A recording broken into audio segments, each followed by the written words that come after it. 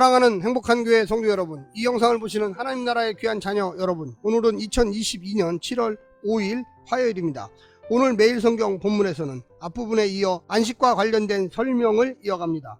내용은 크게 하나님의 안식에 들어가지 못하는 자가 없도록 조심하라는 명령과 그에 대한 이유를 구약의 예를 통해 설명하는 부분으로 나눌 수 있겠습니다.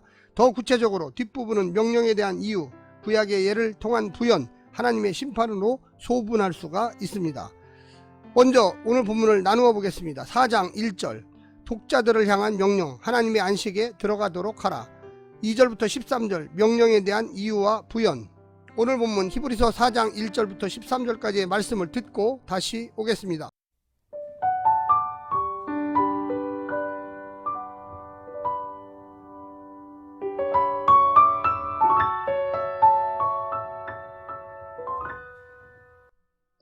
히브리서 4장. 그러므로 우리는 두려워할지니 그의 안식에 들어갈 약속이 남아있을지라도 너희 중에는 혹 이르지 못할 자가 있을까 함이라. 그들과 같이 우리도 복음 전함을 받은 자이나 들은 바 그 말씀이 그들에게 유익하지 못한 것은 듣는 자가 믿음과 결부시키지 아니함이라. 이미 믿는 우리들은 저 안식에 들어가는도다.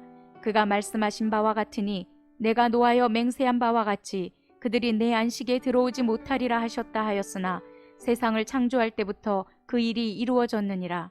제7일에 관하여는 어딘가에 이렇게 일렀으되 하나님은 제7일에 그의 모든 일을 쉬셨다 하였으며 또 다시 거기에 그들이 내 안식에 들어오지 못하리라 하였으니 그러면 거기에 들어갈 자들이 남아있거니와 복음 전함을 먼저 받은 자들은 순종하지 아니함으로 말미암아 들어가지 못하였으므로 오랜 후에 다윗의 글에 다시 어느 날을 정하여 오늘이라고 미리 이같이 일렀으되 오늘 너희가 그의 음성을 듣거든 너희 마음을 완고하게 하지 말라 하였나니 만일 여호수아가 그들에게 안식을 주었더라면 그 후에 다른 날을 말씀하지 아니하셨으리라. 그런즉 안식할 때가 하나님의 백성에게 남아있도다. 이미 그의 안식에 들어간 자는 하나님이 자기의 일을 쉬심과 같이 그도 자기의 일을 쉬느니라. 그러므로 우리가 저 안식에 들어가기를 힘쓸지니 이는 누구든지 저 순종하지 아니하는 본에 빠지지 않게 하려 함이라. 하나님의 말씀은 살아있고 활력이 있어 좌우에 날선 어떤 검보다도 예리하여 혼과 영과 및 관절과 골수를 찔러 쪼개기까지 하며 또 마음의 생각과 뜻을 판단하나니 지으신 것이 하나도 그 앞에 나타나지 않음이 없고 우리의 결산을 받으실 이의 눈앞에 만물이 벌거벗은 것 같이 드러나느니라.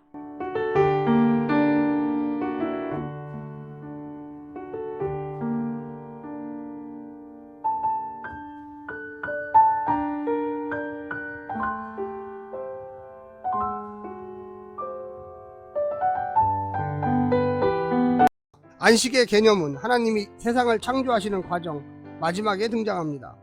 앞의 6과정과 달리 7째 날에는 저녁이 되고 아침이 되었다는 표현이 없습니다. 구분점이 없는 영원함을 의미하며 창조에서 시작한 구원의 모든 과정을 마칠 때가 있음을 상징한 것입니다. 하나님이 7째 날에 안식하셨다는 것은 창조와 관련된 일을 마치셨다는 뜻입니다. 그분은 창조 이후 구원의 완성까지 쉬지 않으십니다.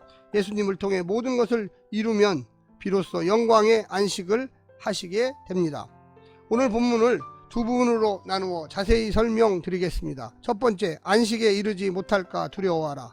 우리는 이미 예수님을 믿음으로 안식에 참여하였습니다. 그런데 출애굽하여 안식에 참여한 이스라엘 백성들에게 가나안의 안식에 들어갈 약속이 남은 것처럼 우리도 영원한 안식에 약속이 남아 있습니다. 그런데 누구나 다 들어가는 것은 아닙니다. 광야 이스라엘 백성들 대부분은 들어가지 못했습니다. 그들은 하나님을 안 믿었습니다. 그분의 말씀에 순종하지 않았습니다. 마음이 완고하여 그 음성 듣기를 싫어했습니다. 믿을 마음이 없는 자들에게 안식의 약속은 아무런 유익이 되지 못합니다. 분명 구원과 안식의 약속은 하나님의 은혜지만 그 은혜는 말씀을 듣는 자들이 믿음으로 화답할 때만 그들의 것이 되기 때문입니다. 오늘 순종의 믿음을 통해서 안식의 나라에 참여한 자들에게만 영원한 안식이 있습니다. 그러니 오늘 우리에게는 구원의 확신이 필요한 것이 아니라 구원에 참여하는 삶이 필요합니다. 두 번째는 안식에 들어가기를 힘쓰라. 안식의 약속은 선물로 주어지고 그 약속이 믿을 만한 약속이 되도록 하나님께서 예수님을 통하여 구원의 역사를 이루셨습니다. 이제 우리에게 필요한 것은 그 약속에 대한 믿음입니다. 이것은 단지 입술의 고백이나 지적인 동의가 아니라 말 그대로 참여입니다.